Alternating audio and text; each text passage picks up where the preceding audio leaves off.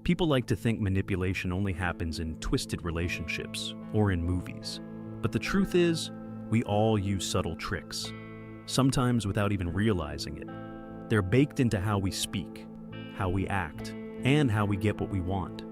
This video isn't about calling anyone out, it's about holding up a mirror. In this video, we are going to talk about the 11 dark psychology tricks most people use, but never admit. You've seen them, you've probably done a few yourself, and once you know how they work, you'll start noticing them everywhere. Some are quiet, some are cruel, but they all say the same thing. People are more strategic than they look. 1. Manipulating silence to make others squirm. We're taught that silence is respectful, but in a lot of cases, it's used to make people uncomfortable on purpose. When someone stays quiet during a conversation, especially when you're expecting a reply, it creates this strange pressure to keep talking. And the more you talk, the more control they have. That's the trick. People who use silence like this know exactly what they're doing. They let the pause drag on, and suddenly you're explaining yourself, justifying things you didn't plan to explain. It's not because they didn't understand, it's because they want you to hand over more than you meant to. In groups, the person who doesn't rush to speak often comes off as the most powerful. Not because they say smarter things, but because they make others work harder to fill the gaps. It forces people to lean in, to wonder what they're thinking. That mystery becomes influence. Silence isn't always neutral. Sometimes, it's louder than any word. If someone is using it and you feel like you're shrinking just to keep the mood smooth, that's not politeness. That's quiet control. 2. Giving half compliments to keep others off balance. You've probably heard one of these. You actually look nice today. Or, that was better than I expected from you. It sounds like a compliment, but it feels like a punch. That's the point. These kinds of comments are designed to knock your confidence while pretending to lift you up. Half compliments make people second-guess themselves. You're left wondering, wait, what did they mean by that? It gets under your skin because you can't respond to it without sounding sensitive or defensive.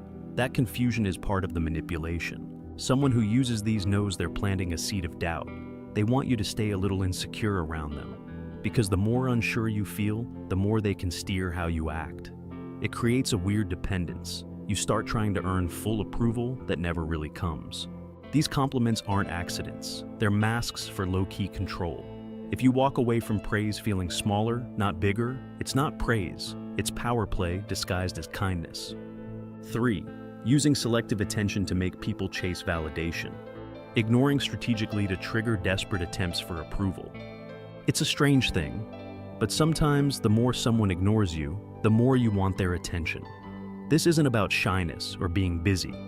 This is when someone picks and chooses when to acknowledge you and when to completely pretend you don't exist. When used deliberately, this messes with people. One day they laugh at your jokes, the next they act like you're invisible, and that randomness makes you try harder to be seen. It triggers this reflex to perform, to fix the disconnect, even if you didn't cause it. This trick is everywhere, at work, in friendships, in dating. The manipulator sets the pace. They pull back attention, just enough to make you feel unsteady. And when they finally give you a little approval, it feels like relief, like you earned something.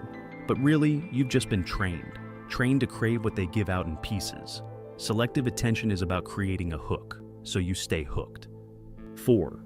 Weaponizing vulnerability to gain power. There's a difference between real vulnerability and using it like bait. Some people share personal stories not to connect, but to control how others see them. They open up just enough to seem honest, just enough to make you feel like you owe them kindness.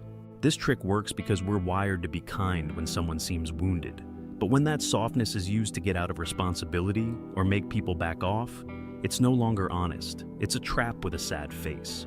It can look like someone constantly bringing up their past trauma to excuse bad behavior, or someone who always turns a conversation back to how hard things are for them. The goal isn't to share, it's to redirect, to protect themselves from criticism, or to keep the upper hand. Not every sad story is a manipulation, but when someone uses it to dodge responsibility or make others feel guilty for asking more of them, it stops being real and starts being a strategy. 5. Passive-aggressive praise to humiliate without direct attack. This one's sneaky. It sounds like support, but it's loaded with poison. You'll hear things like, "I love how you don't care what people think," or You're so brave for wearing that. On the surface, it sounds positive, but underneath it's meant to sting. The genius of this trick is that it's hard to call out. If you react, they can just say, "I was giving you a compliment," and now you look sensitive or like you can't take a joke. So you're stuck feeling bad while they walk away clean. People use this when they want to put someone down, but don't want to look cruel. It's especially common in social groups where status games are played quietly. One sentence can shift the spotlight and make the target feel small in front of others. If someone's praise makes you feel humiliated, trust that reaction. It probably wasn't praise at all. It was an insult wearing a smile. 6. Framing themselves as the victim to escape accountability. Sometimes, the easiest way to avoid blame is to play the one who's been hurt. This isn't about actual suffering, it's when someone flips the script the moment they're held accountable. Suddenly, they're the one being attacked. The focus shifts from what they did to how they feel. This move is powerful because it throws people off. When someone starts crying or saying, "I can't believe you're being so harsh with me," it shuts the door on the original issue. Now you're backpedaling, apologizing, comforting them. The topic's been hijacked.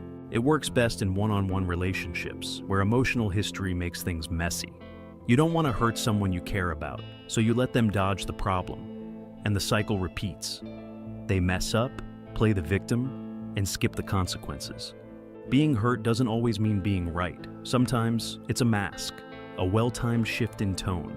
And the moment you stop addressing the real problem, they've won. 7. Exaggerating flaws to manipulate expectations. Not all self-deprecation is honest. Sometimes people downplay their skills or overstate their flaws to set the bar so low that anything they do afterwards seems amazing. It's not about modesty. It's a setup. You've probably heard someone say, "I'm terrible at this," and then do just fine. The reaction they want is, "Wow, that was actually great."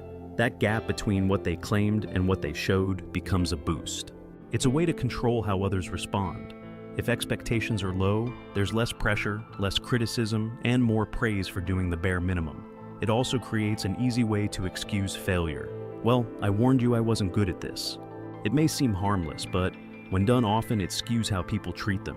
It lets them get away with less while receiving more. And over time, it's not honesty, it's strategy. 8. Pretending to agree, then sabotaging from the shadows. Some people nod along and agree in the moment, but behind the scenes, they're working against you. It's not about conflict avoidance, it's about control. Saying yes now gives them space to push back later, when no one's watching. This can show up at work, in families, even in friendships. Someone agrees with your idea in the group, then talks others out of it in private. They don't want a scene. They want their way, quietly. It's a form of revenge that's hard to trace. They didn't say anything mean. They didn't argue. But somehow your plan got derailed, and they're never directly involved. That's the power of fake agreement. It buys time, builds trust, and sets up the fall. This trick works because it gives the illusion of support. And by the time you realize someone wasn't really on your side, the damage is already done. 9. Using social proof as a psychological bludgeon. When someone says everybody agrees or most people think this, they're not giving you facts. They're trying to shut you down. It's a way to make you feel alone in your opinion, even if you're right. Humans are social. We want to belong. So hearing that your view is out of step makes you second-guess yourself. And that's what this trick feeds on. It uses the fear of being different to push people into silence or agreement. This is how bad ideas stick around. Because people are too nervous to challenge what they're told is the popular view. But most of the time, that popularity is made up or exaggerated. The moment someone starts speaking on behalf of everyone, stop and think. Who's everyone, really? Because when opinions become weapons, it's no longer about truth, it's about pressure. 10. Acting powerless to secretly control the strong. Not every power move looks powerful. Sometimes it looks like helplessness. People who act clueless, overwhelmed, or dependent often get others to step in and take charge. But here's the twist.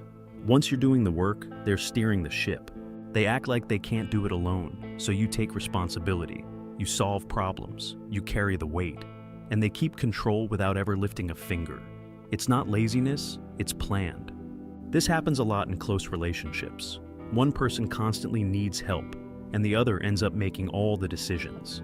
But those decisions are being steered quietly, behind the scenes. Helplessness can be a disguise. When someone never seems to manage on their own, but always ends up with the outcome they wanted, you're not helping anymore. You're being used. If you have made it this far, comment down below with the word 100% to confirm that you have received the knowledge from this video. For more interesting topics, make sure you watch the recommended video that you see on the screen right now. Thanks for watching.